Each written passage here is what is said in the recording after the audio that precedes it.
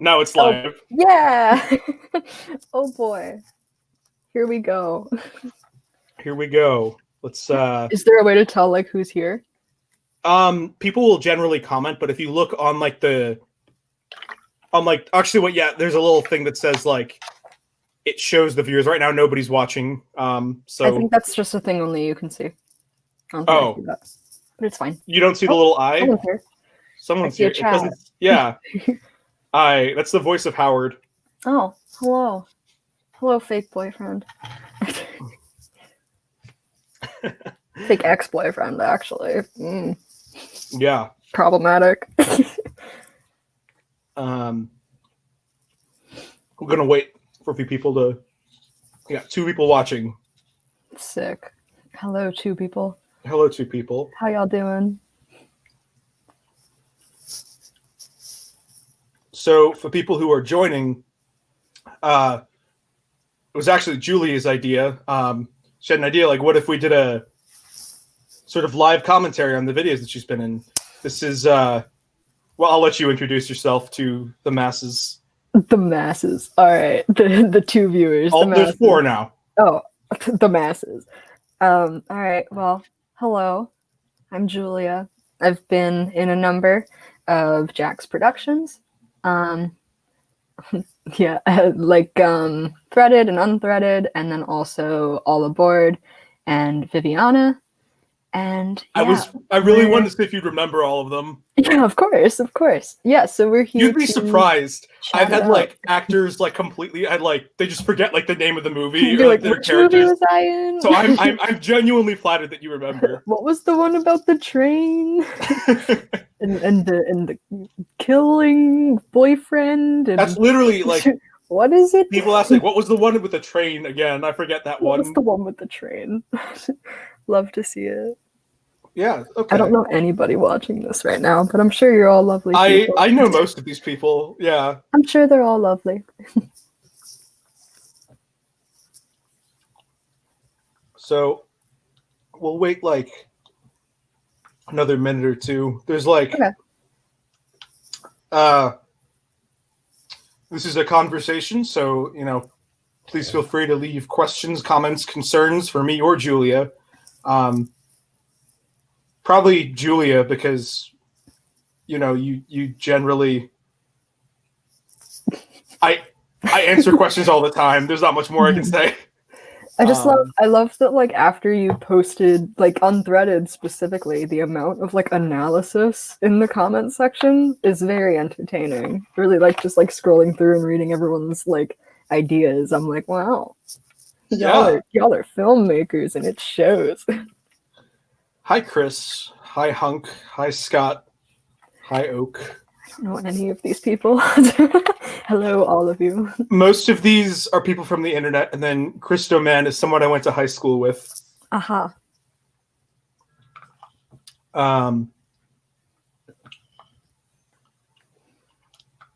So I didn't really think this through. How should we? I'll just say like in general. Should we like let the video play through? Should we like pause it when we have a point? Because I feel like there's so much to talk about, and the videos are all like 4 minutes. So like, did you figure out how to make the sound work, or are we still just gonna watch it silently? I think it's just going to be silent unless you can hear something that we're not. That's fine. Like, if you're watching this, you've probably seen all the videos. You know how it goes. Mm-hmm. The important part is that you have context for what we're talking about. So if it's... And I was in them, so I know the context. And you know the context, too. I don't remember the exact lines of most of them, but, like, I know... I know your lines in most of them. Because, all right.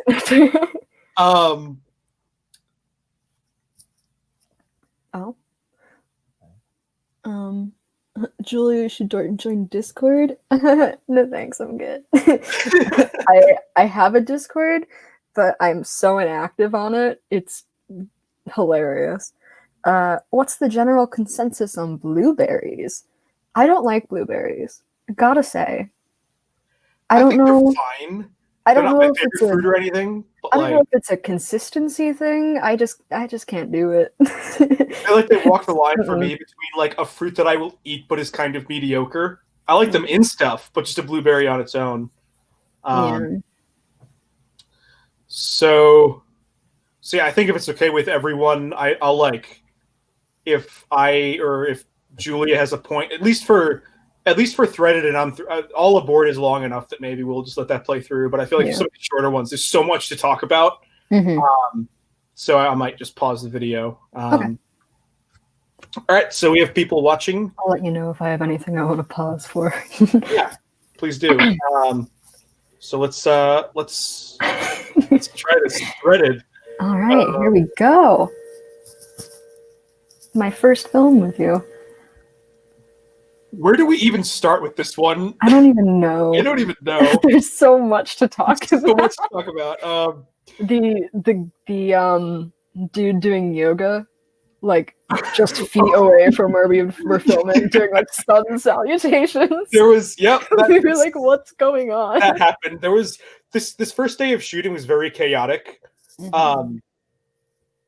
because Ben, my roommate and cinematographer, who is also watching this stream right now, we forgot some of our equipment, so we couldn't start on time, and Ben sprinted back to our building, which was like, how far is like the beach from Warren, would you say? It's like really not that far. Like in comparison to like where we live now, it's really not that far. But like, it's like you just sprint a good like 10 minutes basically, and then carry back all this heavy equipment while I like entertain actors. Well, we weren't just on the beach; we were like far down the Esplanade. Well, yeah, we were far into it. So it was like a whole nother like 5-minute walk. Yeah, it was far. And then there was all this weird stuff happening, like people doing sun salutations. And it was also like, yes, Scott says it was unbearably cold outside when we were filming. This was like in October at like 8 a.m. I remember I brought a scarf, but I decided not to wear it because it looked dumb on me. Because I just scarves don't look good on me. I remember like, it's cold. I need a scarf. I remember we had I just remember like the atmosphere being kind of awkward because Julia and I knew each other pretty well, so like we were kind of talking throughout the whole thing. But then like these were literally just like people that didn't know each other and I didn't really know, and we were all kind of just like in this unfortunate here. Like it was just a really weird situation. Anyway. Lovely. Onward. Okay. Onward. Cute. It's so uncomfortable without sound. Oh, I have sound. She doesn't. I'm guessing you don't. Oh, you have sound? I don't hear anything now, but it's okay. Fine. So that actress, Maya, and I, we like improvised a whole first meeting conversation. Yeah, look at that. But like, again, no offense to her or me, but it was just like it was just too long. It was too much. We just needed to be a little moment in the end, so I ended up cutting like pretty much all of her dialogue, and just like the one like phrase you could hear me saying like on the way out, just because it just wasn't working, and it was also shot weirdly. Yeah. Like we just like because of the way that we ended up cutting, and we kind of jumped to 180, and we could only do that once. Oh, look at that! Look at me. And there she is. I'm just like inferring the lines based on what I can remember. Yeah, no. Don't be so dramatic. And then this is when I'm like, you gotta find someone who's gonna complete you. Wow. That zoom in. Love to see it. The idea was to like have like the intention behind this shot was to have like a slow zoom in to like show, yes, this is the guy she's talking about, and then when he kind of retorts, we kind of zoom out. And like I don't know if that was communicated as well to the audience, just because like I remember I asked Ben like, can you zoom, and like how well can you do it? He's like, well, I can try. I don't know if it's going to work with this lens, but like I think it works reasonably well. Yeah, I'd say so. Yeah, it's the point across. It's the point across.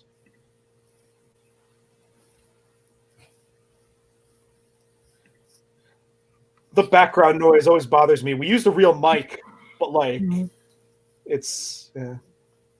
Oh yeah, we had the camera mic. Yeah. When is well, fuck the system. The best the face I make. Like, what? Oh wait, it's coming. It's coming.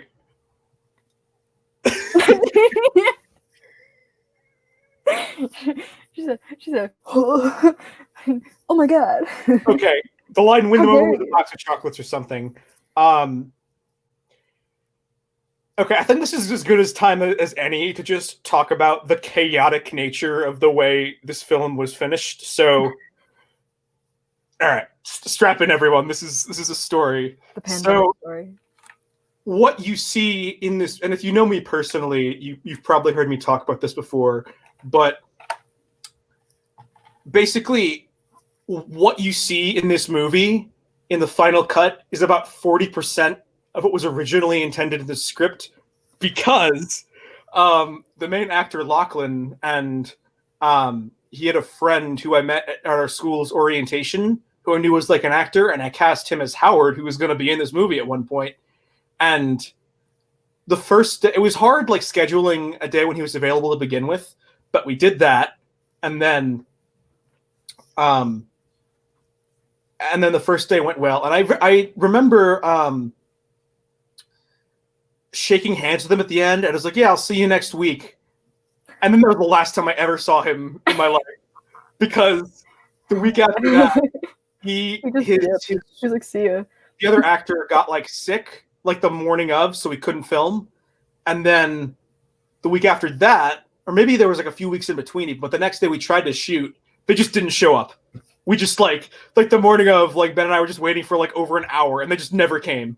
And he apologized, and we said we'd do another day, and then I never heard from either of them again, and I don't know what happened, but we were in a pickle because we like had shot like a third of this movie, and it like wasn't really enough to release on its own, so we kind of just put it on the back burner, or I did. Like, I don't know what to do with all this footage, and it was all edited, and like what you basically every shot that has, I'm trying to think of a good way to demarcate, like all this part, like everything that you've seen so far, it was like all done on the first day, and it was we're so lucky that we got the beginning, because I realized that the middle part was kind of extraneous, and we could still get the same point across. Yeah, the middle part was just like Howard exposition.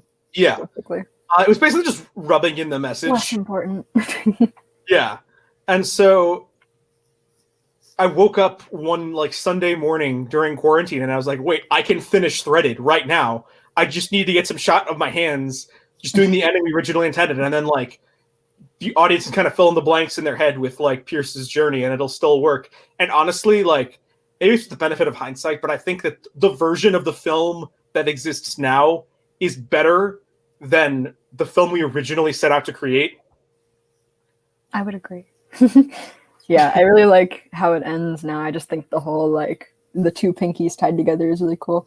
Also, to kind of add on to what you were saying about like finishing it in quarantine, I just remember like teasing you for the fact that like in the trailer, when like in the trailer you put out, you had said like coming in November. So when Threaded was released in what, like March, yeah. I think I commented on it, or I texted you or something, and I was like, wow, didn't realize it was November.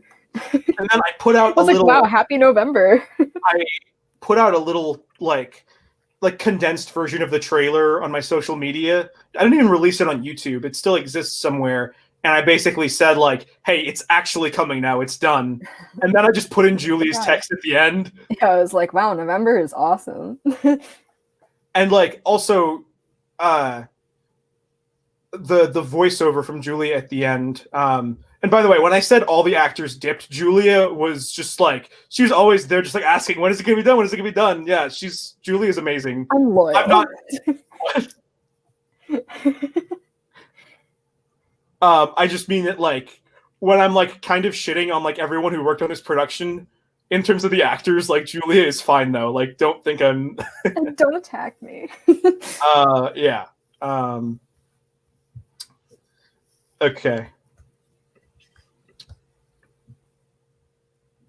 I love this little moment because we just kind of kept shooting and I didn't know what to do, so I was just like, oh, bye. Yeah, that was. I forgot that wasn't. Okay, bye. Yeah.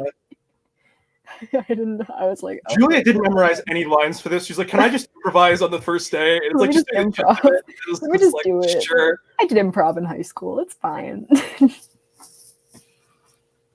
This whole montage. I love how there's like a jogger behind him, and then in the cut, the jogger just disappears.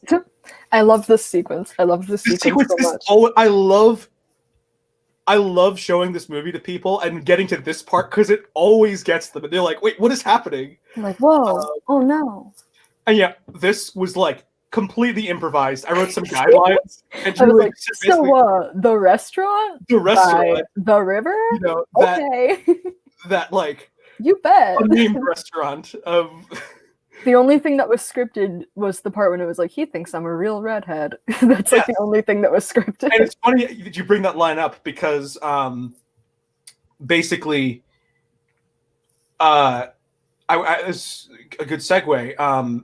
So I wrote this script with my friend Daniela, and I kind of didn't really know, who I was going to cast. And then I had Julia read the script because we were just like, I knew you were into acting, but we were just like friends. So I just had you, read the script just, as a friend thing. And then you were like, I want to be Venus. And I was just like, oh, okay. I cast myself. I've never had an actor just like read a script and it's like, yo, put me in this. But I respected the initiative, I guess. Thank you. Like, it was just like very, especially because like I was going to like go on like this big like casting hunt for like a Venus. I was like, oh, this makes things easy. I did the job for you. You're welcome. Am I a real redhead? I'm not a real redhead. This is dyed. My natural color is the color of my brows, the dark brown. I've been dyeing my hair red for like 2 years. It's not going anywhere. Right. And then why I brought all that up is because that line was not in the original script, but then I just thought of that little joke. And then I remember I ran it by Julia because I know that some people are like, sensitive about that sort of thing, that it's not like their real hair color. So I was like, is it okay if we put this line in the script? And it's probably my favorite joke in the movie. He thinks I'm a real redhead. It's such a like. It's like, how often do you think Venus has to re-dye her hair to keep up the facade? That's the question. Lots of money spent on hair dye. It's just the kind of thing that like, the intent is it's just to kind of hint at the fact that this is all like, Pierce's weird fantasy because like he's like, well, I think she's a real redhead, but it's such a weird thing to get hung up on, but it seemed like very in character. It's just fun. It's just a fun line. I love that line so much. I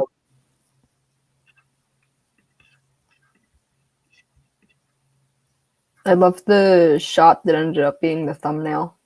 Just like such a, and like I didn't even know this guy. I was just like, we're just gonna be romantic for a second, and the hug.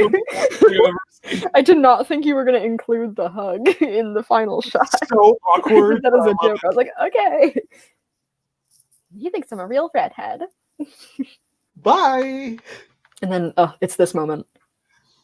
Okay, so I love it. I love it. I just love the. I love this shot so much. It makes my heart go boom boom. I kind of similar to the lines that we wrote for Julia and Lachlan to say here. By no fault of the actors, ended up we wanted it to be kind of like overly cheesy and forced because this is a fantasy, but it just ended up being a little too much. Just like not again, it was just like a writing thing, not an acting thing. So what I did is I kept the moments in there because the moment is important, but I reversed the audio and muffled it, so it's just like distorted. It's like he's coming back from the fantasy. Yeah, I really like how it ended up.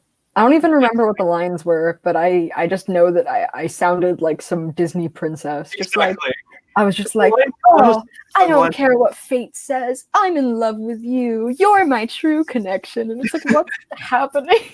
I was just like, what is going on? The line was, oh, Pierce, I can't believe I took what we had for granted. You were the source of my true happiness all along. And literally like Disney princess. You are the source of my true At last, I can finally be happy. Yeah, it's just like it's a little too much. So I'm glad that.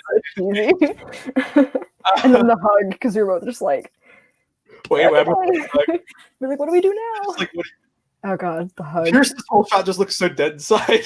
Oh god, the hug. Oh no. I didn't know what else to do. I was just like, okay. I just love the waddle. Like, I literally waddled. I was like, hug. Embarrassing. Well, all right. It was for art. So now we're about to shift to your quarantine shots. Well, I kind of mix it up so we'd have it would feel like there's more of Pierce, even though we only have the same amount of footage to work with. I love these transitions. I love this. Snapchat. That was like an idea that we had, and we were gonna film that shot with the search, buddy. And Julia sent me that Snapchat, and I screenshotted it to put, and then we didn't end up having time to film that shot that day. So that's my hand there, because this is where my hand starts to come in. I love the emojis in the Snapchat. It's like party emoji, like tongue out crazy emoji, head explosion emoji, and like heart emoji. I just had this on my camera roll for like 6 months, and then I ended up actually being able to. I still had shot in one day. The parts that have like me and Lachlan in it was shot in one day, but the rest of it was shot at Jack's home. Months later at my house. Months later in quarantine. So 2 days, I guess. My little sister helped she helped me get the thread in the trees because she's very nimble and she's loves climbing trees. Oh, that's cute. I think I might have credited her as a grip or something because she was like, "Can you put me in the credits?" Give me credit. I helped you. Yes, she's been very helpful on these films. Last shot with Pierce ever. Yeah. Goodbye, Lachlan. Goodbye forever. Goodbye forever. It was nice knowing you. It was nice knowing you for that one day. I don't have no idea if he's even seen the movie or not. Who knows? Imagine he's here right now. Plot twist is here. And here's the big ending.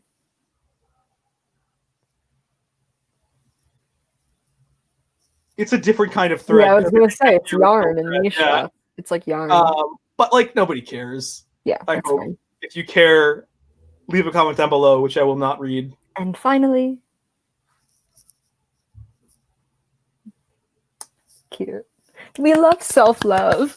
Yeah, and that was always the original intention of the script. And I just I don't mean to put you on the spot, Julia, but I remember the first time you read the ending, and you were like, "Oh wait, that's so sad." And I'm just wondering if you still hold that viewpoint. No, I mean, the way I look at it is that, especially with this specific version, rather than the version that was originally written, because obviously that's not the exact version. Because wasn't the original version, it was tied to a tree or something? Well, because we were I was like, how do we get the thread on his fingers? He runs behind a tree, and when he comes back, it's on his finger. But I was like, we can just cut away and it'll be fine. Yeah, I think. Did I say it was sad at first? I feel so bad for Pierce. He's so sad. He's all alone. I mean, I don't know. Looking at it now, it's yeah, he's all alone, but it's at least he's learned self-love, and he understands that it's more important to love yourself than to find that fateful connection and to have somebody else, because self-love is always first. Right. So. And. Sorry, I don't know what that means, but okay. The whole idea is that, I mean, this film kind of, sums up, a sort of journey of my own where, yes, in life, I want to find someone and I want to get married, but if I don't, I can still live a happy life. And I do think that is... As we all should be able to. As we all should be, yeah. I wish the same... Love is not always the answer. Love is not always the answer. And that's what I wanted to say with this film, or one of the things I wanted to say with this film. And I'm just thinking of all these little tidbits. I remember originally I wanted to make the protagonist female because I just like working with female actors better because there's less drama. And look what happened. Yeah, there's like I trust women more in acting and just in general probably, but love that. But then Daniela was like, we've seen like female self-love stories before where you've never really seen like a story of a guy learning to love himself. And I was like, you know what, that is actually a good point. And that's why we made Pierce the main character for this one, which almost ruined the film. But then I shut up. I said, let's do a sequel. Let's do a sequel. Which we will watch later. We will. There's a lot to talk about with that too, as well.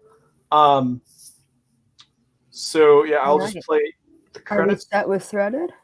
Well, this is the credits. Watch the credits, yeah. And like, right, because the audio in the credits. And there is, but I know there's audio. Story. It's Howard breaking up with me. That's all. Well, isn't it? We kind of retcon that. There's my name. That was the original intention of this audio ending, but then I was like, it created. Well, I'll get to that in a sec. Yeah, because then we used that. In Unthreaded, we used that audio splice. Yes. The end. So yeah, so this ending, the credits.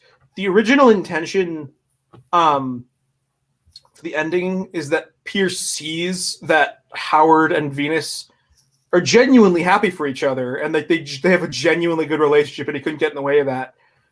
And that's what he sees. The problem is, we had no way of showing that visually because we didn't film that. And so it felt weird just completely dropping Venus from the story because I didn't have access to her. So when I came on this day where I was like, I'm going to finish Threaded, I texted Julia and I was like, I thought of this other ending for your character where she actually loses the source of her happiness, which originally was intended to be like a breakup, but then in the sequel, it's kind of retconned, which still makes sense, but it's now that with more context, you see that she's upset that he's cheating on her. Mm-hmm. Which we will get to. All right, what's next? Well, first of all, any closing thoughts on Threaded? I mean, I just had a really good time making it. It was basically our first project together, and I just had a really great time putting it together. And I thought it was a lot of fun just to get out and like actually do a film thing in like the beginning of college. It's a good experience. Yeah, had a good time. I'm so glad. Good message. It's like, yeah, I'm glad that you ended up enjoying the movie and that you had a good time because clearly nobody else working on it did. So like the fact that one actor, like if you're telling the truth and like you genuinely enjoyed it, just like makes me feel a whole lot better about making this movie. It just made so many people so miserable. Oh. Oof. Yeah, I would if this ever gets to Lachlan, I just like I'm not even mad. Like I just want to talk. I just want to know what happened. Like I'm just genuinely curious. Talk, man. I'm like legitimately curious. I don't know what happened. Hit me up. I gotta know. So yeah. All right. So yeah, that was Threaded. Woo. It's one of the more out of my live action videos, which never get a lot of views. This has like more views than a lot of them because nobody ever watches the live action stuff, which is a shame because that's kind of all I'm making these days. Okay, so next up we're doing All Aboard.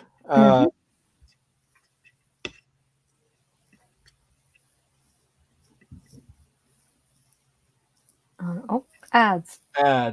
Basketball is back, guys. Audio, but that's not a big deal. Yeah, I can't hear the audio either. The audience cannot hear the audio. Yeah, I know. You are the only one who can hear it. You have the power. Yeah, I don't think it's a big deal because I'm assuming that if you're if you're taking the time to watch this, you've probably seen the videos, and if not, go watch. Yeah, go watch. The commentary is more important at the end of the day. Yeah. It's a commentary video for a reason. All right, here we go. Stop motion. All aboard. All aboard. Starting with the good old. I'm just gonna mute Breakfast Club mode. Yeah, there she is. Yeah. Are you muting it? Okay. Yeah, I'm just gonna mute it because it's like I know what happens and I'm the only one that can hear it. So what's even the point? Gotcha. So this film came from a place of just during quarantine. I was coming to question, like, who are, now that I'm like, isolated, who are going to be the people that, stay in my life, who's going to, and I did like lose touch with people. And I was talking about this sort of thing. It was actually, I wasn't even talking about that at the time. I was talking about, I just gotten out of a relationship. And I was talking to a friend, and she said, people are like passengers on a train. I'm paraphrasing, but she uses nostalgia. People are like passengers on a train. People are going to get on and get off, and there's nothing you can do about that. But that's just a kind of beautiful fact of life, and it's not a bad thing. And that's sort of, I took that literally, and that's where this film comes from. And the idea of the live action backgrounds is to imply that these are all, that there's some kind of other world to this film, that this is all going on inside somebody's head. That's the implication, to show like why humans are here too. So that's why Julia's Breakfast Club moment. That little Yeah, I remember reading the script for the first time and thinking that it was some metaphor for death. And then I was like, oh, wait, it's not that deep. It's not that sad. Like, in my brain, I was like, you leave the tree. What? I was teasing. You're like, you said it's not that deep about my movie, and I'm just like, are you challenging my my creative authority here? It would have been deeper if they died. Gotta say. Yeah, this was a fun one. This was a fun one to do. It's cool. Yeah. I've never really done like a voice acting thing before, so this was a cool experience. Yeah, I don't know what it is, but I just I kind of wrote all these characters with specific actors in mind, and I ended up getting all of them, which was nice. Love that. Okay, the clown, because everybody always the clown. Everybody, I feel so bad because people usually really read deeply into that, but I'm gonna be real with you. So my the friend who suggested this to me is actually well, she's my ex-girlfriend, a different ex-girlfriend, not the one I got out of the relationship with before I had that conversation. This is somebody else. It's my dating life is confusing. But really anyway, when we were first talking and then eventually dated for a bit, she would always call me a clown. It was like a sort of nickname for me. It was like like a pet name or something like that. I think. And she even though we're not dating anymore, she does still call me that sometimes. And she's like, wait, the conductor of the train should be a clown and you need to be the clown. And she was totally kidding. She was just fucking with me. And then I was just like, done. That's in the movie. Challenge accepted. I love that. That's a great idea. I'm doing it. Adds to the surrealness of this environment. It's the kind of thing that doesn't really make a whole lot of sense. There kind of is no deeper meaning to it other than this is just a weird dream world. We love a good clown moment. But if you want to pitch me your clown fan theories of why it's a clown, I'd love to hear them. Even though there is the meaning is called me a clown. That's all there is to it. What are your clown headcanons, guys? Who's the clown's best friend? Who's the Felicia to the clown's Nadine? I've literally seen people write fan fictions in these streams before, or it's weird. No, thank you. Fan and headcanons and things like that, but it is always very weird for me. Not that I don't love seeing them, but we love a good fan fiction. We love a good fan fiction. No, we don't. If you're good at writing. Yeah, I should probably just let this play. So my friend Emma drew these backgrounds for me, which was very nice of her to do because I can't draw, and I wanted an animated background, and each background kind of has a specific symbolism.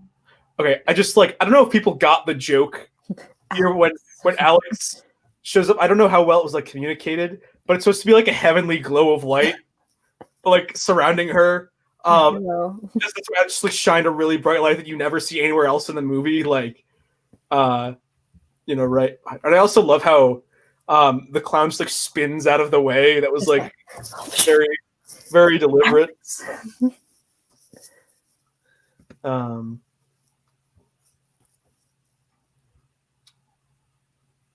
There's less to say about this one because it's something I made in my basement with only one set, and Julia, obviously contributed in my bedroom and sent the recordings. Like obviously wasn't, there aren't as many stories like with the threaded movies, which there are stories for the next one, believe me.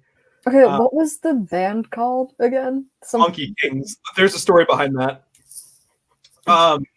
Monkey King. I did this film. Bananas. I did this filmmaking like summer camp for like a whole bunch of years, like from elementary school to like when I graduated high school. Because there was like different levels. Obviously, it wasn't like I was with fifth graders like as a senior in high school. But like, I made a film once there called Last of the Monkey Kings, and the professor just like loved the idea of like just that title so much. Like he like still shows it to his classes and like he still references like the Monkey King. So it's like an in joke. Like people who have like, because a lot of my viewers are people who have like gone to this camp and have been like, I know a lot of people who have like found out about my channel and my work through, just everything that I made through them. So just like if there's anyone out there who's like a New Jersey Film School alum, like this is for you, just like a really fun little reference. Nadine, the Monkey King super fan. Oh my god, I love their music.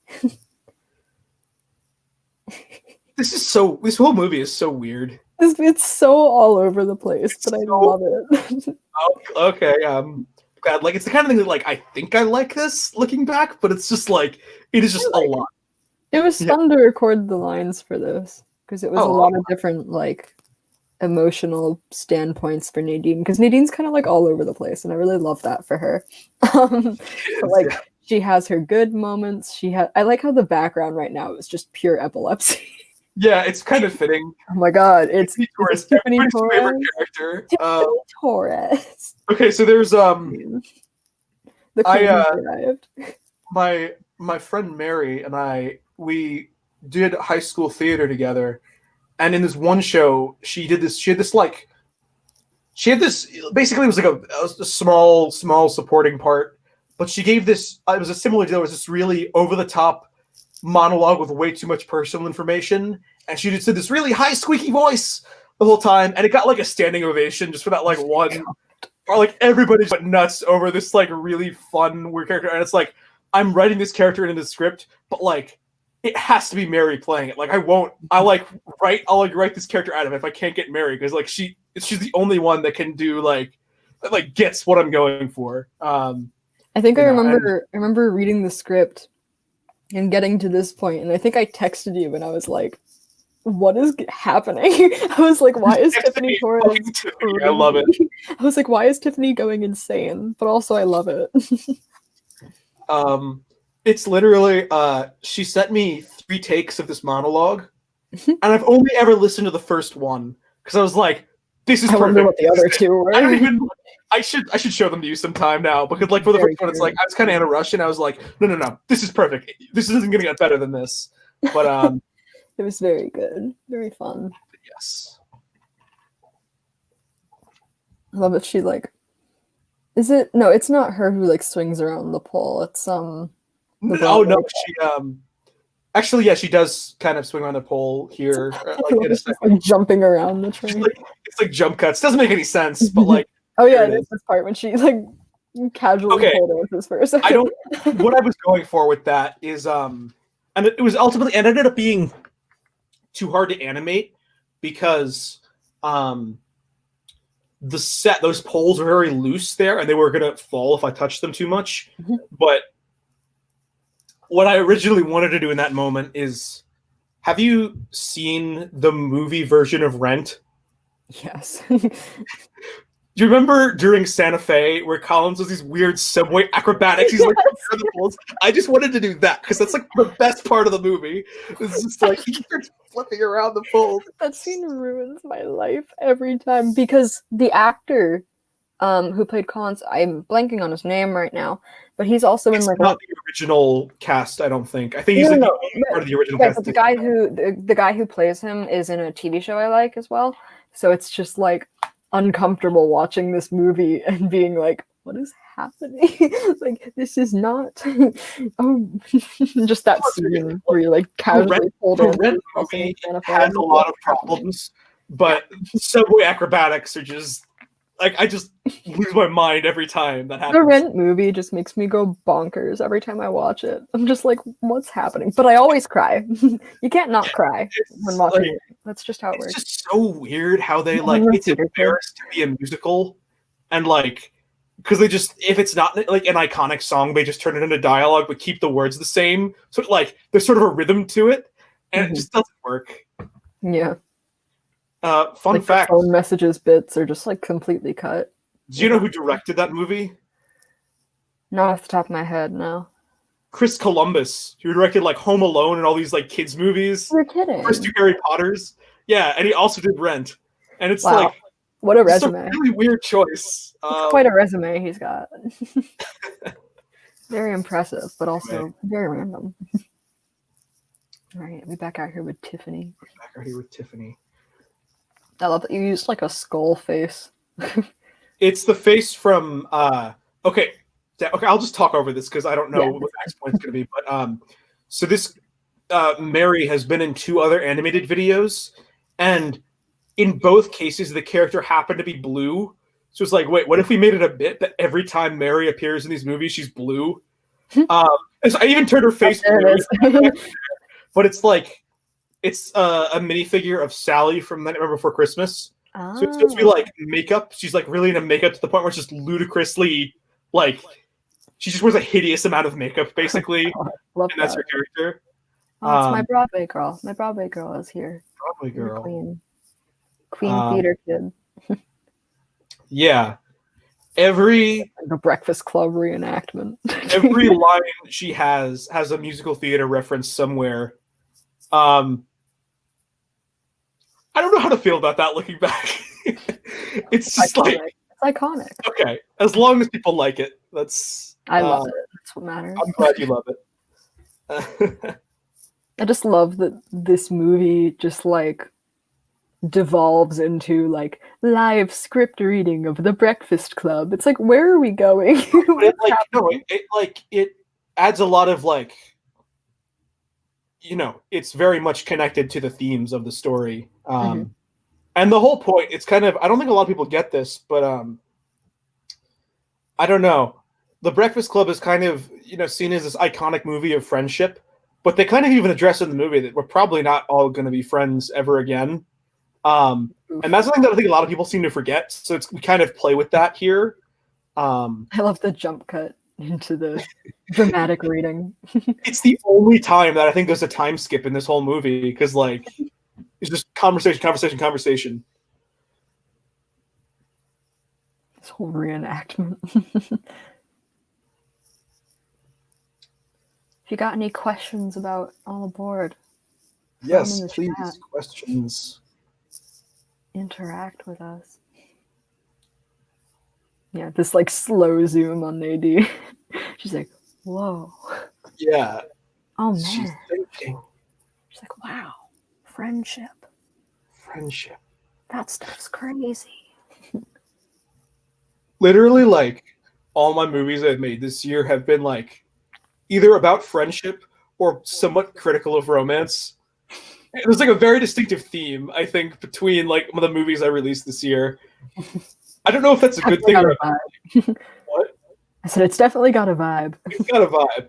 I like, and for the record, like I'm not some like incel or like old curmudgeon that hates romance. I went on a date literally today. Like it's not. Go off. It's not that I have a problem with romance. I just have a problem with the way society sees romance sometimes and the way we valorize it, and that's something I'm critical of in a lot of my work. Mostly threaded, but you kind of see that reflected in some of these other things. Mm-hmm.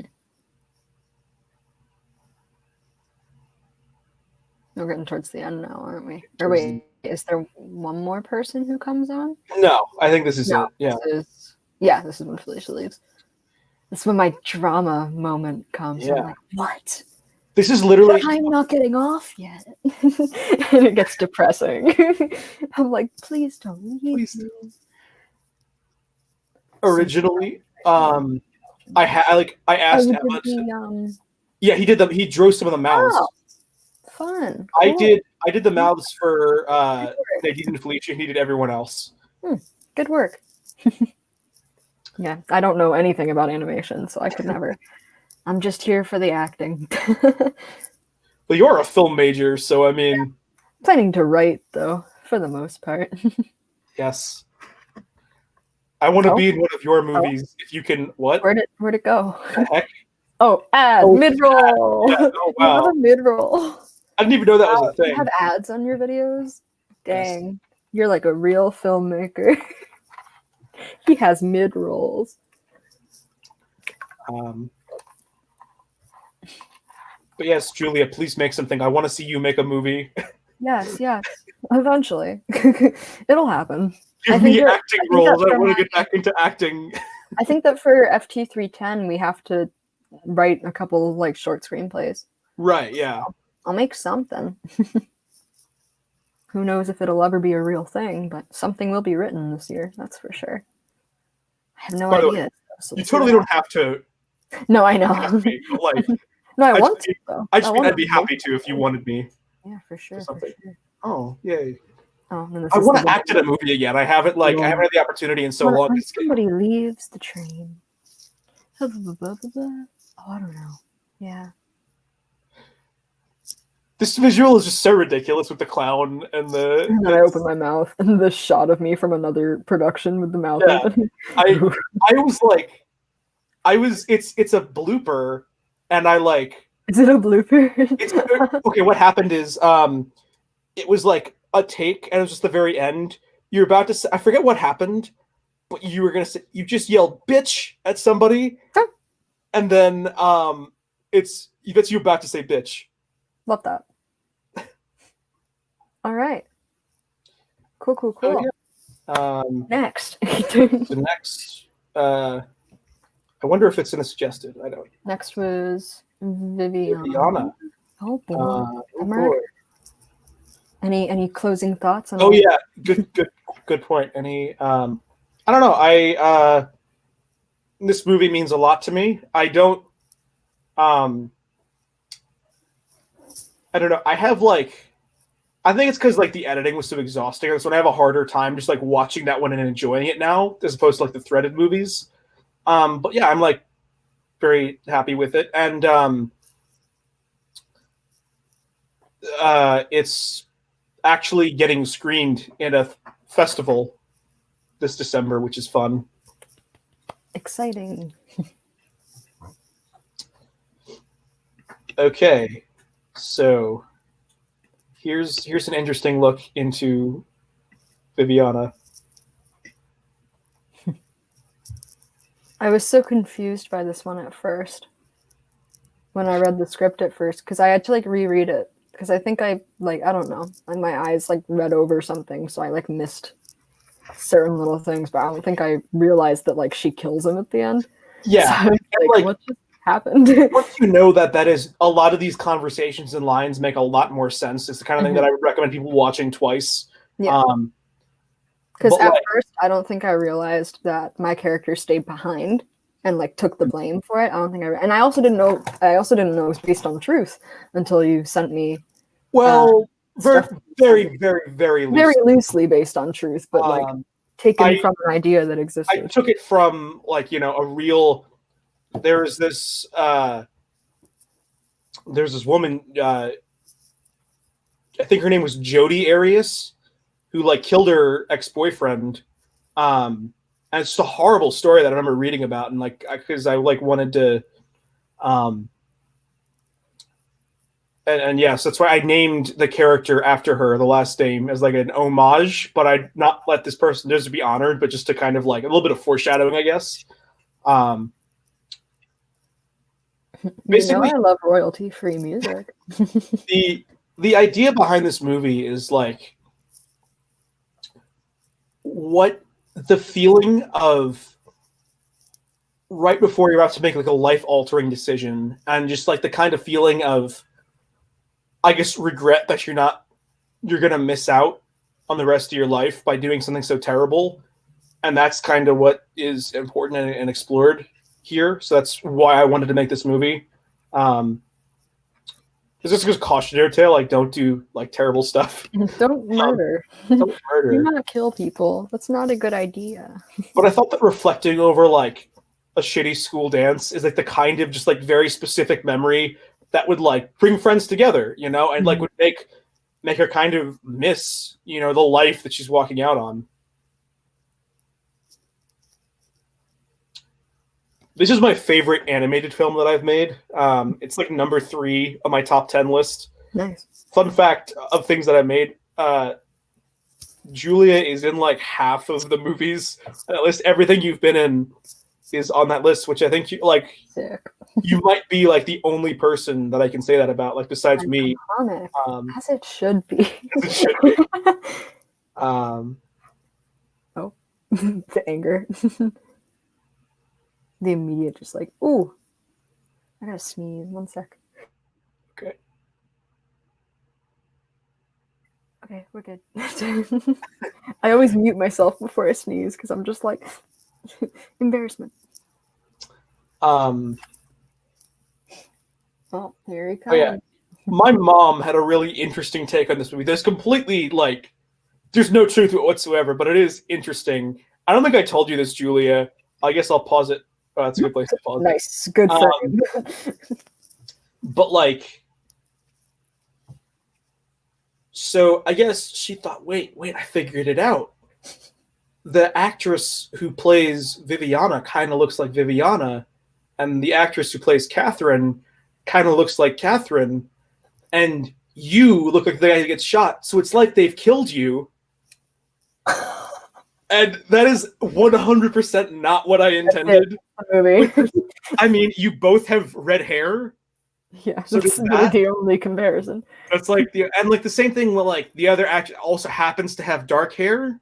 And I can debunk this theory by saying that the only reason that the character who gets shot has glasses is because I needed to use a head that I knew I had duplicates of because I was going to destroy it. So like that's the only reason why it kind of looks like me. It's because that head just happened to be one that I knew I could destroy. Which, by the way, how I did that is, I watched a YouTube tutorial on this. I took a nail and held it between like pliers, and then I heated the nail up on the stove, and then stabbed the Lego head with the hot nail, and it just went straight through. So and violent. Yeah. So I just you can't really see it super well, but like, look, I totally just in the head. And just I did not expect it to be that graphic. I remember watching this the first time and just being like, oh, he actually just like murdered a Lego kid. I was like, okay. I was like, whoa. Yeah, I just wanted to really over the top graphic. I like the brain mush that's on the ground. That's retroactively brain mush was originally just supposed to like hold the minifigure in place. But then I was like, well, I gotta do something with this clay. Now I can't do it. So now it's brain matter. Love that. Tasty. I like how he still has the glasses on.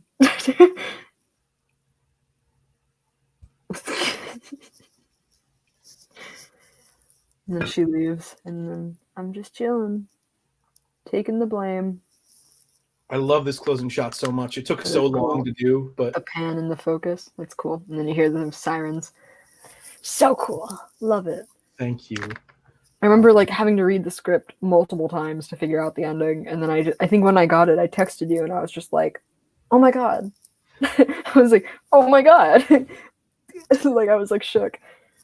By the way, in terms of the characters' names, I hate naming characters.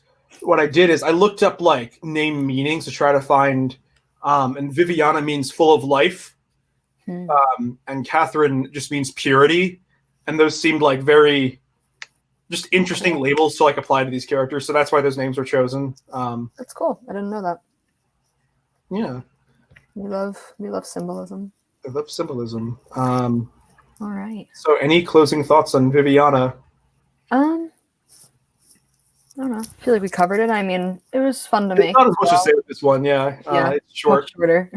Like 3 days to it's shoot, which is Very, like, I like the mystery of it, and I like that even though it's like supposed to be sad and like mysterious and eerie, it like still has like the fun moments, like when they dance together and stuff like that. So I think it's just a nice like kind of roller coaster that like hits everything that it should hit. yeah. No, thank you. I did not see that twist coming when I watched the video for the first time. Yeah, neither did I. It's like, yeah, I always love see people's reactions to that one, and it's so hard to like summarize this one without giving the ending away. Like people ask, "What's the movie about?" and I'm just like, You're like, haha, I go watch it. yeah. Yeah, this is something that like I thought I'll do it like over the winter break or something, but it's like no, I'll make it short and I'll do it like right now. I'll squeeze in one more video because I thought I was done after Quarantine, the musical. That was great, by the way. Oh, thank you. It's like one of the only. Actually, that's not true because I made a couple Star Wars videos, but you've been in most of the videos that have come out this year. All right, so now Unthreaded. Oh boy, look at all those laurels. Look at all these photos. Okay, plug while this Ads. We need 4 seats. You love politics. So I guess just before we start, this film has been selected by 4 festivals so far, which is just insane, and I can't believe it, and I'm so grateful. Thank you. They are Frostbite International Indie Fest, which has recognized a few films. You got like Frostbite laurels on all your films. Frostbite's probably just like, and they're just back again. Official selections. They see your thing come in. They're like, oh boy, it's him again. It's him. It's this guy again. He just again. like, doesn't know when to quit. It's like, no, I'm very thankful to Frostbite. You make that YouTube money. Which, by the way, these videos all about the cash. do not make like on the thread. I made like 20 cents so far. I think. Oh, that's something. That's something. It's nice. So like that's the reason why I haven't really distributed those funds because it's basically nothing. Give me 5 cents. Julie, if you want a nickel, I will give you a nickel. Give me a nickel. I could use a nickel to. You really can't buy anything with a nickel, can you? Yeah. If you want a nickel, I will give you a nickel though. You really cannot do anything with a nickel. Wow, that's upsetting. But Frostbite, and then the direct monthly online film fest, and then the New York Movie Awards, and then the Vegas Movie Awards, which I don't think are related, by the way. It's just like the similar naming convention. But the Vegas Movie Awards, I don't know if I told you this yet, Julia, because today's been so chaotic, but there is an audience choice poll, which I saw your post on the Facebook group. I already voted. Oh, thank you. Yeah, so like if you want to support the film, go vote, because it takes like 10 seconds, and we don't really stand much of a chance because like we're just kids. So many movies, and like there's like 60 of them, which like is, I don't know how many were submitted, but like I don't know, like they made cuts at some point. Like we made some kind of cut, I know, which is, you know, again, so amazing that our student film that we made with 2 people, you know, really 2 people, going toe-to-toe with, it's going toe-to-toe with these bigger productions. So like I'm assuming they'll have more resources, more people to, you know, vote. But like I guess it's worth a try. We have nothing to lose. So if you want to help us, go vote. So Unthreaded. Unthreaded, the Uh, beast, the beast of the night. we've come full circle, and like, what is there to say about this movie? Like, where do I even start? Because so much. I just remember when you first reached out. You reached out to me about this over quarantine. Well, what happened is we were just having a like non-film related, just like friends catching up FaceTime call. Right. Right. Sorry, I thought. Oh no, I thought you were going to go. Or I can continue, but you can continue. No, I mean I don't remember the exact context of it, but we were just talking and we got on the conversation of like, if Threaded had a sequel, like what would that be?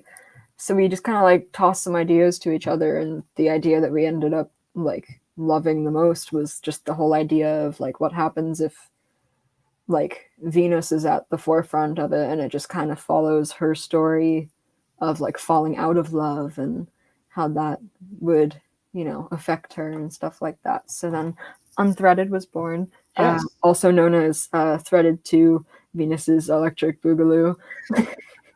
That was the working title. Yes. We love her. We love that. And the next one will be called Threaded. Yeah, we've there are discussions about another one. Nothing to announce yet, but it is being workshop. We'll see. Yeah, and I remember I said like, yeah, this is like a thing when we kind of, because again, like it was something that I kind of thought about, like I'll do it eventually, but then we got on the topic. I was like, yeah, we could like, you know, do this right now, and I just wanted to like, I don't know, I love working with you, Julia. I just didn't want to like, I didn't want you to feel like you had to do every, you know, had to be in everything. So I was like cautious to, like, I didn't know how I wanted to tell you that this was something I wanted to make. But like when you were like gung ho about it, I was like, yeah, okay, I'll do this right now. And then I wrote the script like that night. No, then I texted her at like 3 in the morning, and it's like we were FaceTiming, and then I wake up the next morning to a text from you saying, "Here's a working script," and I'm like, "Oh, okay." I'm like, "This is happening." All right. Yes, but very good. Yeah, no, I like again. I appreciate you suffering through all these film shoots. It's not suffering. I'm having a good time. Okay, great. Shall we just dive right in? Dive right into it. Oh, there goes my fridge. Oh boy. There she is. So it was so weird filming this because in between every shot I would just like grab my mask and be like, getting look. So it was just like on and off, and it was the whole like still gotta stay 6 feet apart and all that stuff. We're like, oop. What'd you do? I got an email from the Vegas. Do we have news to announce right here on the stream? I'm just gonna read this email because, like, why not? Do you have news for the stream? Anything exciting? Okay, so thank you for reaching us. It probably is 12 monthly.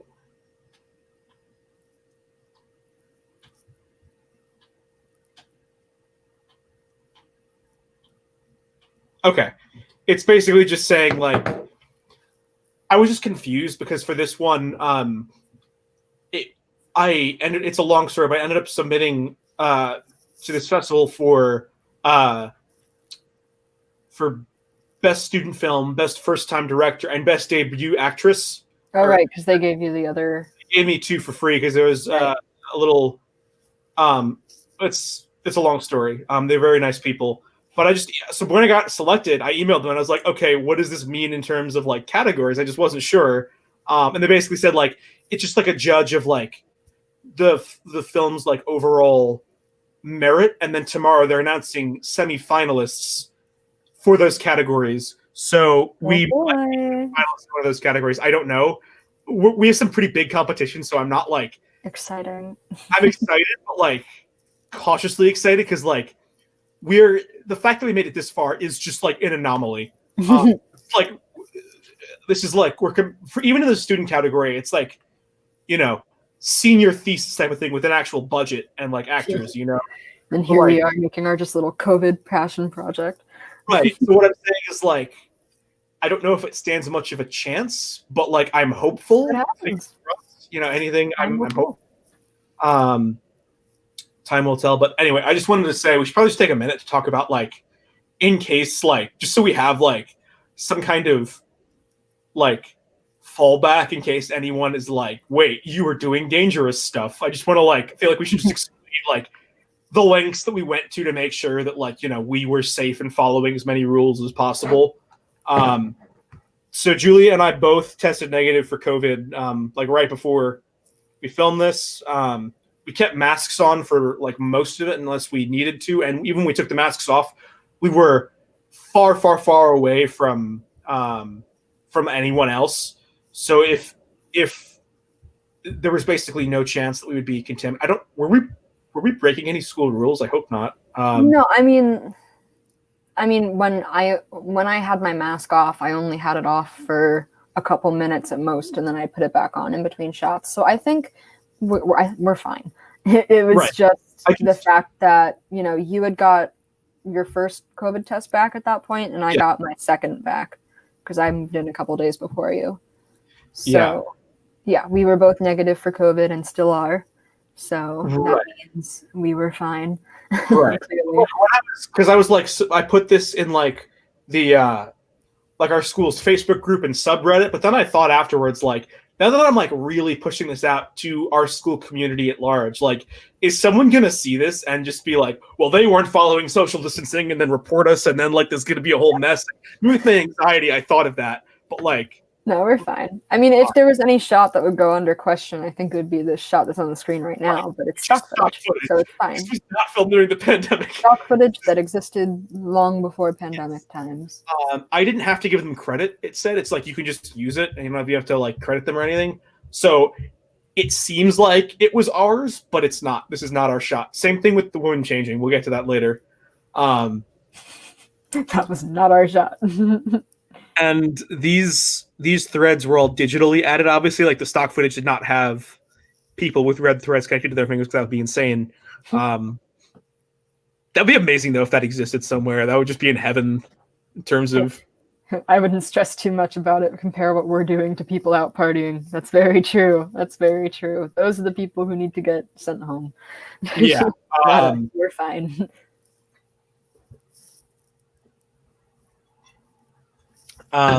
Yeah, no, I mean, I'm sure we're like, we are safe. I just don't want to get in trouble at school, because I don't think we did anything wrong. No, we didn't. We're fine. Yeah, we kept our space. We only had our masks off for moments when we had them. And even then, we were like far away from other people too. It's not like we were walking in a crowd full.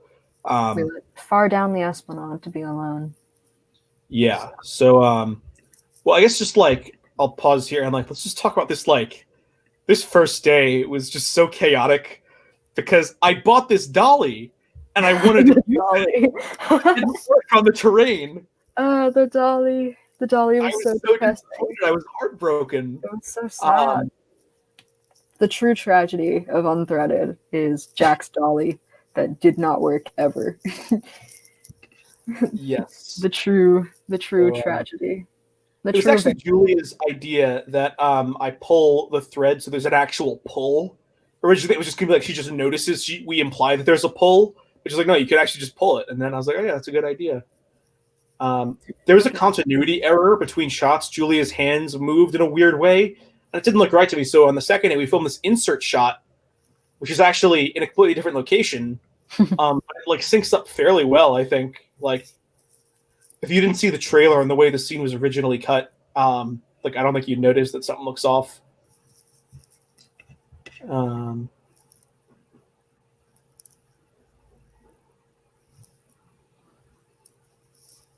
Cute. Talking to no one. Love to see it.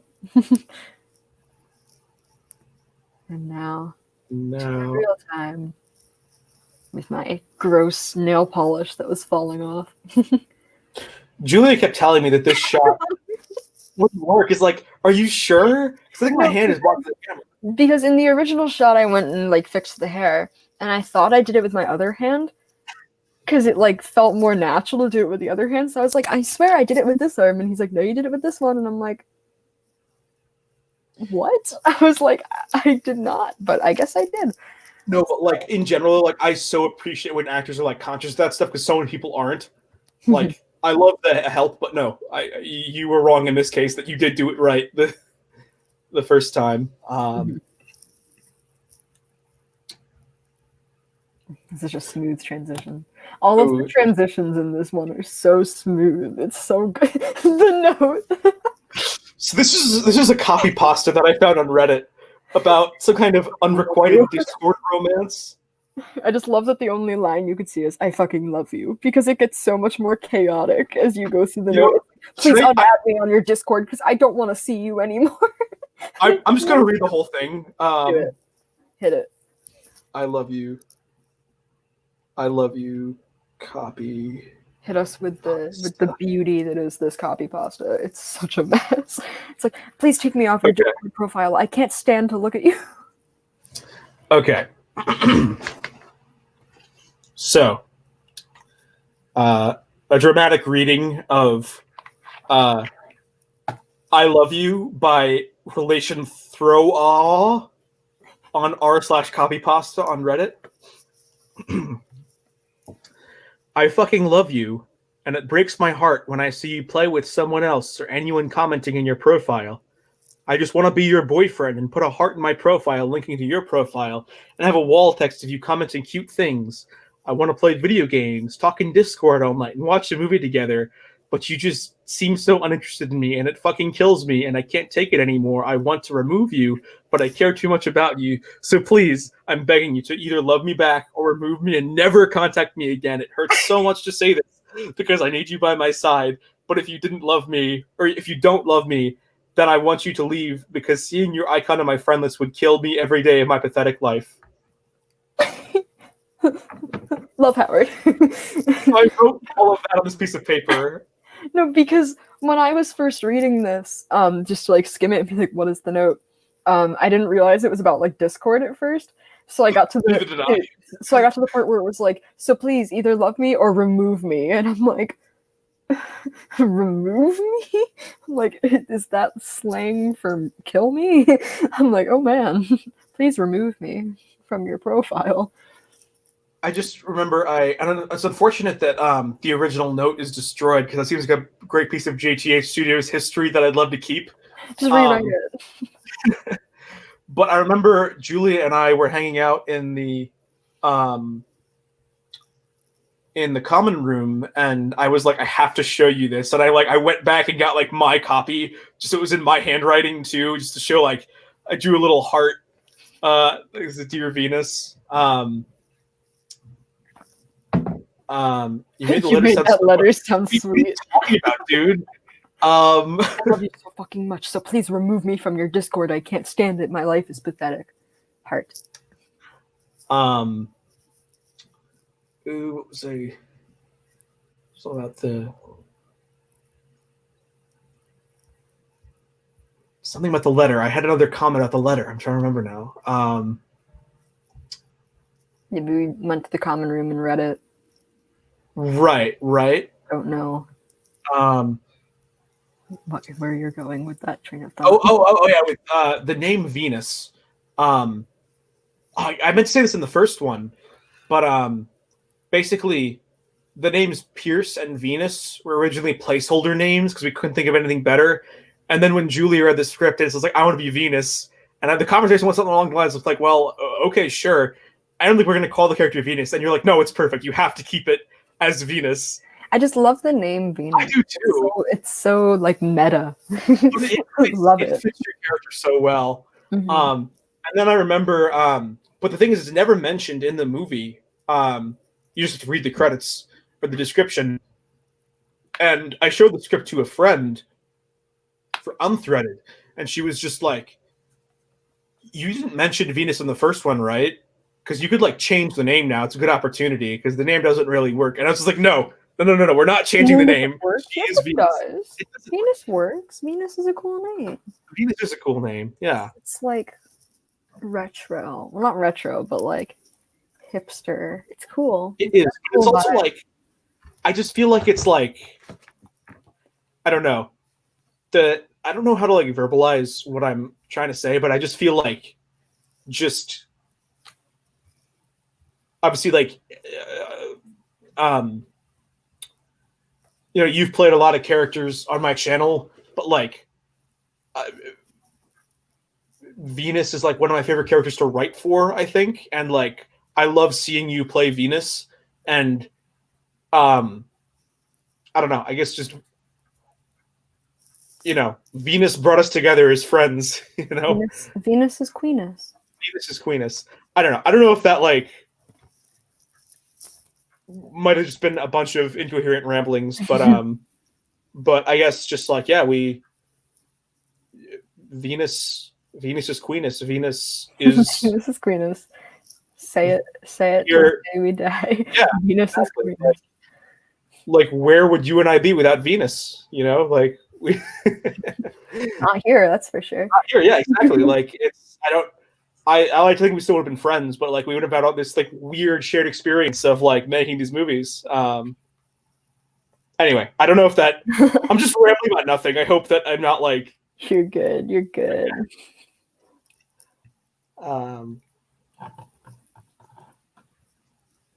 Comes the angsty rip. Bam. The little paper shreds kept like blowing away in the wind. It was really a problem. When we dropped it just to get the close up, and the wind came just as I dropped it, and all the shreds just went flying, and it was like, well, take two. We got the foot close up. It was like, okay, 3, 2, 1, drop. Wind says whoosh. The basketball moment. They're not basketball, baseball. Basketball.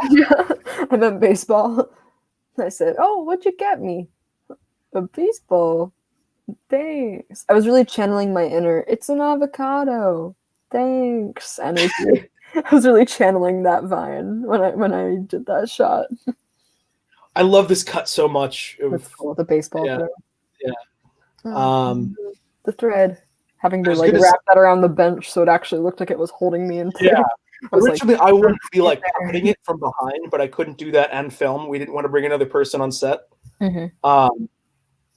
Like with the baseball, the idea is that like it was like a signed baseball or something. Like there's some kind of like it was like not that this was ever like you didn't see that it was signed because I'm not going to forge a baseball player's signature and like or anything like that. Especially because like my dad's baseball, I might want it back. But the idea is that it's like a really expensive niche gift that he appreciates, but she doesn't really. Just to show like the disconnect there, their interest in how like they are soulmates, but that's not inherently a good thing. Mm-hmm.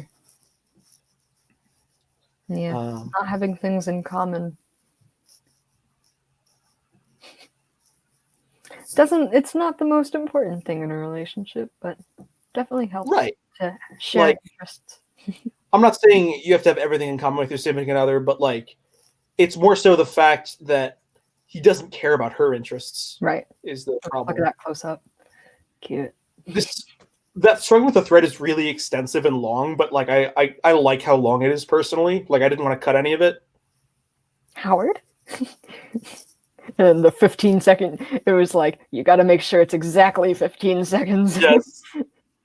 Oak's audio is exactly 15 seconds. I fully did not know what to do with it. I was just like, wow. Oak's big moment. Pretty iconic. Can't hear it, unfortunately, but it's there in spirit. And the thread's back. Oh, I love that shot. Oh, thank you. Yeah, I just love this movie. This is just like it's just so visually appealing. I love it. Aw, thank you. And then this walk-up shot to mirror the first shot in the first movie. Yeah. Cool. This is one of my favorite shots. It's just like the contrast of your red hair and the green and the blue. It's just like all good colors. Yeah. And there's the baseball. Oh boy. Okay. Something that I kind of joked about on set is that like, there's a concept in film that I'm sure has a name, but I'm just going to describe, where like, every detail is like carefully chosen. Mise en scène. We're learning about that right now in FT250. Oh yeah, that's yeah. This week, right? About mise en scène. Yeah, that's the word I was looking for. Yeah, well, after the stream, I'll tell you about. I have. Have you seen the movie that we have to watch for this week yet? I haven't watched it yet. No, I'm probably It's gonna a watch trip. it like tomorrow night. It's a trip. What, the Marie Antoinette? Yeah. Why is it? Why? I'll tell you about it after the stream. Okay. I don't want to go on too much of a tangent, but anyway, my point was that like, I just find it kind of funny. There's this absolutely massive, you can't miss Black Lives Matter sign in the background, and Black Lives do matter, and that's a movement that Julia and I, both wholeheartedly believe in. I'm speaking for you. I hope that I would assume so. But like, it's just this kind of thing that seems intentional because it just fills the entire frame. But no, that's just where we were filming outside of Fenway Park just to show that like it is. That's just what Fenway looks like right now. So, oh well. Right, to show that like he's like taking her to this like baseball stadium and she just like doesn't care. She just doesn't even notice. Just a little detail. I don't know anything about the sports. No. What basketball? As I said before, it's the basketball moment. It's the basketball moment. The shot. Here comes sexy stock footage. So so I have so much to talk about with this shot. I'm gonna start out with the big thing that I know is on everybody's mind: the other names on the door, on the windows. Yeah, what are they? So I had a Justice League web series that like ended, that like I had like for most of my childhood, and this is the name. These are the first names of everyone on the Justice League. Like on my roster of the Justice League. So it's just like a fun little callback to the movie. It's not to say that the Justice League exists in this universe or something. It's just a little Easter egg. You can't even see all of them. Some got cut out, but they're there. Jason, Barry, Bruce, Clark. I forget which ones I put. I can't see the other one. Richard. Yeah. I can't see the one in the top corner. Yeah. I didn't notice that before. Yeah. So that's why I was saying the big thing that's on everybody's mind in this shot, the names. It's the names. It's the one thing that everybody noticed about this shot. So this is stock footage that I downloaded from that same free stock footage site. We're not actually just peeping on someone in their apartment. Right. Don't worry. This woman was on a green screen, and I just like composited her into this building. And like there was like 10 iterations of this shot where I just kept tweaking things. And originally, because like her hands cut off where the frame ended, I had to make her really big, and it looked kind of goofy. So I ended up adding in a window, like a curtain or something that's like half open, so I could make her smaller, and then ended up just like, messing with the colors and everything. And I think it looks like as good as it could be with what I know how to do. I think it looks fine. I think it looks great. Yeah, thank you. This is also kind of thing that like, I don't know.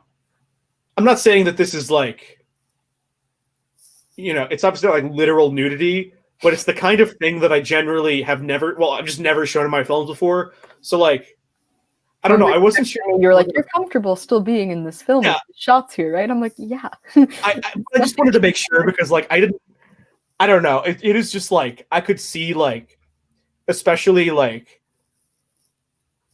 going to all these Catholic schools growing up and whatnot, I could see like some people being like uncomfortable with that. And I just wanted to like, I don't know.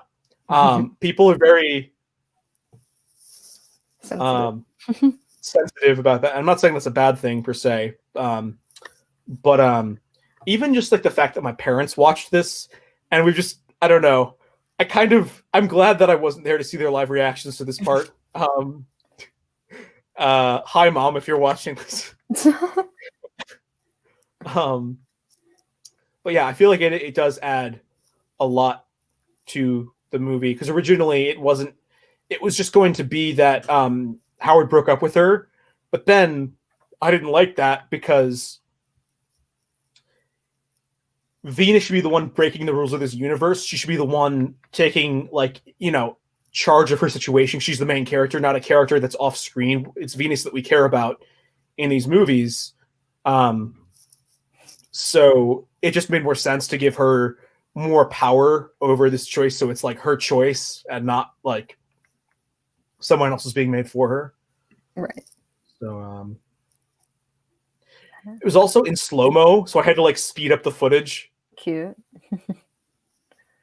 In this moment. I love the I acting put my here so acting much. pants on in this moment. What the fuck? and then what you don't see is I go like this and then I go because I don't know when to cut the take, so I was just like By the way, I don't think it was that shot. I thought it was a different shot that we were talking about, but I'll show you after the stream.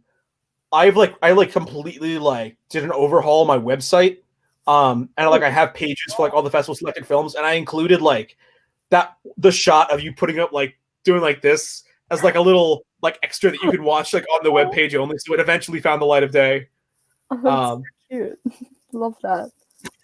Yeah, that was a fun shot when I was being like actress, and then I was just like, it was a different shot. I'll have to watch that shot because I thought you were talking about a different one.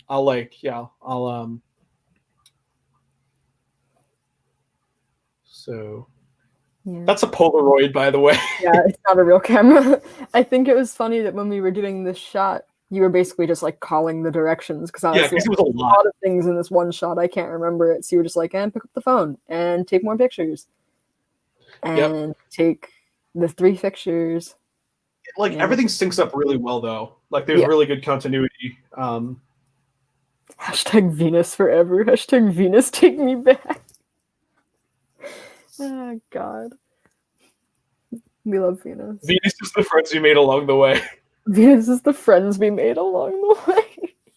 Venus is a symbolism for friendship. He's a symbolism. She is a singular symbolism. Oh, and here comes your big moment, Jack. Yes. Like, hey, what you doing?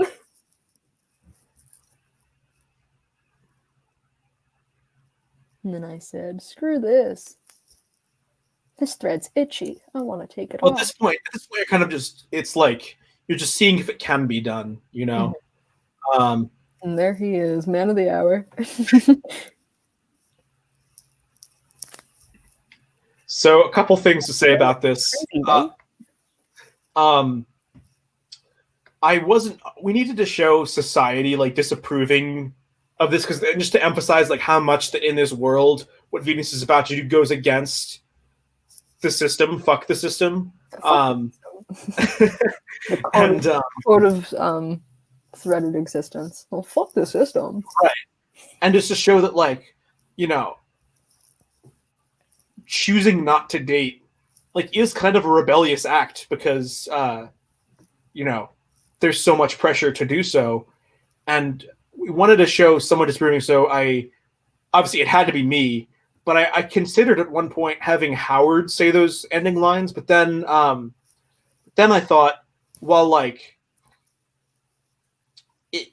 it makes, like, it seems almost like too perfect to me that like Howard comes in and is like, you can't do this. I think it's more realistic and more powerful if he just never speaks to him again. Mm-hmm. So that's why I'm supposed to be playing the same character I played in the first one. He's just like a guy. By the way, in the script, my character's name is Marcel in these movies. It's never mentioned, but it's just a fun fact. The man. I have a story about why we chose those names. But it's not for the public. I'll tell Julia later. I just realized, wait, I can't really tell that story. And then my friend Robert from Discord like memed this moment where he put audio from Shrek over this. I don't know why he did it, but it's very appreciated. I put it on my Twitter if you want to look there. 2 people that are watching at this point.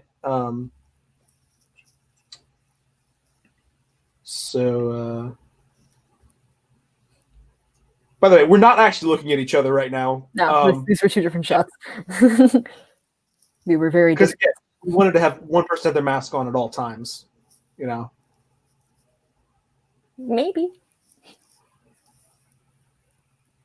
And then the final shot of the evening. I can't decide if I like this ending or Threaded's ending better. I like this movie better as a whole, but like, I don't know. Aha. It's so cool. I love it. Oh, Yay! Woohoo! I wish more people like. There's so many people who worked on the first one, but it was like just a very, very small. A film by Jack Hillebrand. Oop, we switched. So yeah, that was Unthreaded. That is, my personal favorite thing I've made.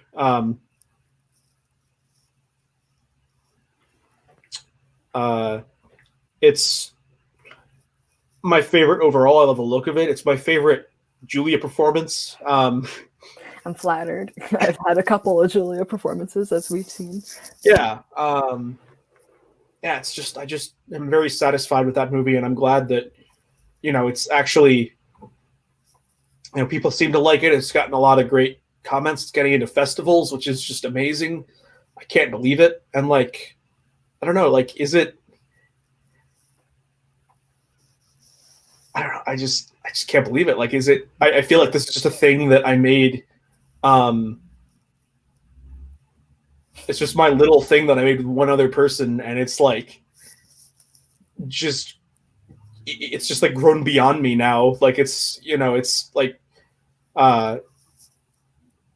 people all over the world, these industry professionals at these festivals are watching, and I just like I don't know what to make of that. I just feel like, do I deserve all this? Like I don't.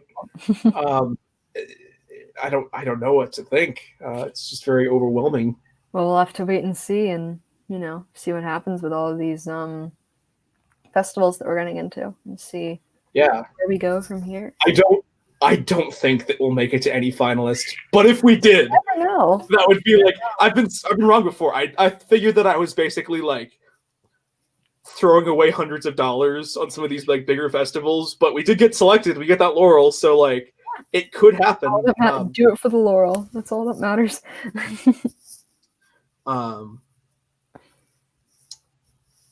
But yeah, no, I just like any questions in the chat? Yes, please. More Hope to questions. see you in more movies. Oh, well, who knows? We'll see what happens. Right now, of course, with COVID, I don't really think Jack I don't can make any more movies. I don't have anything else planned except for at some point, probably like over the summer, I want to do a Threaded 3 and have it be like Threaded, which is the working title. And obviously if I would obviously Julia and I don't live anywhere near each other, so like she wouldn't be in like a major role, but like if assuming you are still interested in acting at that point, I would want to include you in some capacity. For sure. Just like you heard it here. You heard it first here, folks. Julia Rothstein confirmed for Threaded. She will be back. She will be back. She will be It's back. like the end of a Marvel movie. Julia Rothstein will return. You're like the Nick Fury of the Threaded cinematic universe, where you see all of them and just like connect the. No, I'm Iron Man. I'm gonna. Yeah. Okay. You are. Yeah. You're like. Spoilers, but. Yeah. I mean, if you still have to give a spoiler alert for Endgame, catch up. Yeah. No, I was just gonna say like. Okay. Concept for Threaded. Venus lays dying, and then Pierce comes back, and it's just like, we won, Venus, we won. As Venus lays dying, there's a war here. We won. It's just like, you snap your fingers, and then like, just literally make it. Howard shows up, snaps his fingers. Yeah, it's just like I fizzle into nothingness. Howard is Thanos. Howard is. You get to decapitate Howard in the first 20 minutes, and then he comes back at the end. I am Venus. I am Venus. I was going to originally how I wanted to, I wanted to show another quick video that Julia was not involved with that I made 5 years ago, just to like show Julia like the crazy shit I did in my teenage years. But if we have no sound, I don't know if I can do that or if it would work. What? Said show me later. Yeah, I can just show you. Yeah. Yeah. So yeah, like any questions, comments, concerns, Venus. do not kill Venus. It's too pure. We shall see. She's too good to be The dead. two people watching, any thoughts or questions before? People here now. Oh, I don't know. It's like it's been a long. it's fluctuated. Yeah, no. Usually, I've seen like the view people. No one's ever online right when they need to be. It's like almost I tell people specifically in advance. You know, like. Well, this will you know, stay on your channel when. Yeah, it'll. More people will watch it for sure. Nice. Yeah. I want to do like another like minute-long live stream after this, where we basically just like tell the world, go vote for Threaded or Unthreaded. If you don't mind endorsing me, I'm Julia Rothstein. Gotta say. What? I'm also endorsing myself, especially that is true. The actress. Right. Although, okay, so just to clarify, so right now we are in official selection, and then the next round is the finalists, the semifinalists, and the categories that we are eligible for that I entered, and I don't know if I'll get into any, are best student film, best first-time director, and best debut actress, which I checked with the festival and we count as that. And separate from that, the audience award is a separate category that all official selections are eligible for. So, like, the fact that the votes have no bearing on the other categories, if that makes sense. Mm-hmm. So it's just like cool. Yeah, we'll just like make a quick video and then I'll put it on my Instagram and just like get everyone hyped. We need to it's the kind of thing where like we need like a celebrity to like retweet it or something and just have it like viral, like save #Unthreaded, you know, like get it trending. Canceled. Save Unthreaded. #vote Unthreaded. In what order would you rank them? Who's that well, for? I'm guessing you because my ranking is public already. Yeah, so of the four, like favorite to least favorite? Or should I go least favorite to favorite? Least favorite, most favorite, and why it says. But before you just watched and why from least to most favorite. Okay. There's only one right answer. Yeah, I know. No, I mean of the four of them, I'll go like performance wise and like what I enjoyed working on the most. Number 4 is probably All Aboard. I enjoyed it. I not to like not saying bad, obviously. Yeah. It's still wonderful, and I still had a great time working on it. It's just of the 4. Yeah. I mean, there's really no reason why it's like, oh, this is. That's totally fair. Yeah, if you like, I ranked them too, so like I'm. Both of you. Well, his rankings on his. My rankings on my YouTube. Yeah, it's on the. It's like less. It's less dramatic. I mean, I can do it, but it's gonna be like. The information is out there and like very, very public already. Yeah, so I would say number 4 is All Aboard. Number 3 was probably Viviana. I just like doing in-person stuff more, so I'd say the two animations are the two bottoms, and then Threaded is 2 and Unthreaded is 1 because I very much enjoyed the sequel. It was a good time. I don't even know if I like told you, and I just like just as a filming process, I just had so much fun on Unthreaded, probably because like I didn't have to like it was just like it felt like I was hanging out with a friend, and it didn't feel like there was like all these other people I have to worry about and make sure they're all doing their job. I just like could focus on you and me, and like it was a good time. And so I love doing small scale stuff like that, and that's why I think it's my favorite. I think that I've worked on, and it's my favorite like just to watch and like final product. Yeah, and for me with the whole Threaded series, I really enjoy doing that because usually in most cases, for people who don't know, I grew up acting. I've like done theater for as long as I can remember, but like I do stage shows, so I've never really been able to like revisit a character like this. Like you do a play or a musical, you do it once, and then odds are you'll never play that role again. And I haven't yet, but we'll see. So coming back to and going back into the role of Venus was really cool. It was really cool to just expand more on the character and dig deeper into her and figure her out a bit more. Yeah, and I totally agree with the fact that like it's I don't know, I feel um like all things can like this really like ditzy girl is like one of like the best characters I think that like on this channel, just like because which is just like she was kind of originally designed to like be like deliberately like um in the first draft she was inherently just like the object, like very simplistic, um The object. but like yeah, the object of Pierce's desire. But then like as more drafts came on and there was like I think once like it got to a point where uh like I wanted her to be like I wanted them both to have kind of wrong views on romance where they both kind of think that it's everything, but and it's unhealthy for both of them. Um and that's something that, I think made her more complex and then really came to like the arc that she goes through between the two films just makes one of my favorite characters just to watch that I've created. Very cool.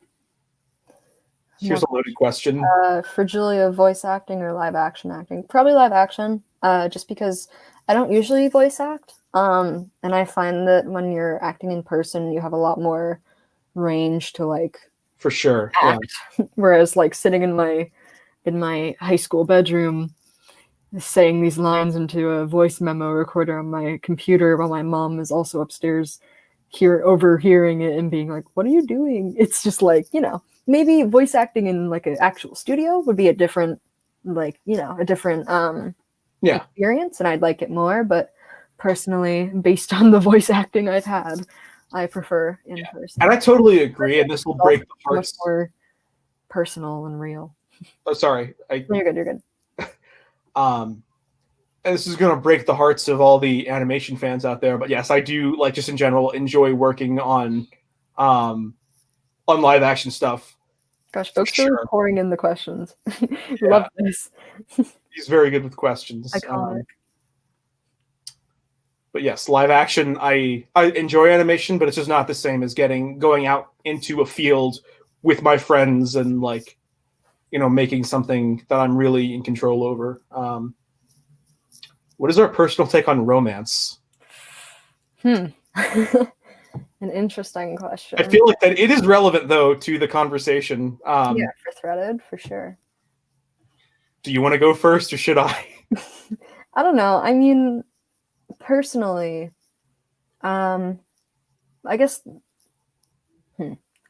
I'll talk about this. I have two older brothers, and they both are still dating their high school girlfriends. One of them's like about to get married. So it's like I kind of grew up with the notion of like you fall in love and then you just kind of stay with that person because that's what I was seeing the people around me doing. So I was like, okay, so I'm gonna find someone in high school and then just get married. And obviously that did not happen because it doesn't happen. My brothers are just special, I guess. So I don't know. I have toyed around with the idea of romance a lot and just the whole prospect of like, oh, if you like how some people view like single people as lesser than, and it's like, that's not true. Like, romance isn't everything. Relationships aren't everything. What matters more is self-love and, family ties, friendship ties, things like that. That stuff's more important in my mind. That was really beautiful, and I totally agree with that. Yeah. Lovely. Yeah, I don't. Both starting new relationships. Well, I had a first date today. Let's. I mean, it's going good, but like, yeah. Well, yeah. In case she's watching this by any chance, like. It's like, hi. One step at a time. How you doing? But yeah, no, like romance is great, but also if I die without being married to somebody, I think I will be happy with that, and I wish the same for everybody else. Yeah. Not that they die alone, but like alone they're okay with that prospect, because I think that is really important. And yeah, just something that I come to terms with is just like, you know, the friends that you make do really matter, and your significant other is just like another person that you know too, to a certain extent. That like yes, they should be important, but like I you know, if I get into a relationship again in the near future, I don't want to forget about people like Julia or all of you. Yes, you at home, and you and you. You're watching at your couch. You are loved. You are special. And I wish the same, you know, for all those people, that they wouldn't do the same, that they would do the same for me, because friends are really important, and it's easy to forget that. Retweet. All right. Should we end it there? I think, I don't know if we can top that. I know that might be the closing remark, right? Might be the closing remark. Beautiful. I am going to do like, I want to do like another like 1 minute stream where we basically just like talk specifically about, you know, the festival, and then I also just like, if you have a few minutes, I want to catch up with you, Julia, because I just feel like so much is. Yeah, totally. Romance is the friend made along the way. Yes, pretty much. Yes, maybe the real Venus is the friends. That's the plot twist of Threaded 3, is that Venus isn't real. She's just the friends we made along the way. She's just the friends you make along the way. She's just a figment. Just an idea. Okay. All right. Amazing. Thank you all for joining. Great time. All the films are on the channel. Go support those. Go support Unthreaded on Vegas Movie Awards for the next week. And yeah, thank you all for coming. Thank you, Scott. Goodbye. Thanks. Bye, y'all.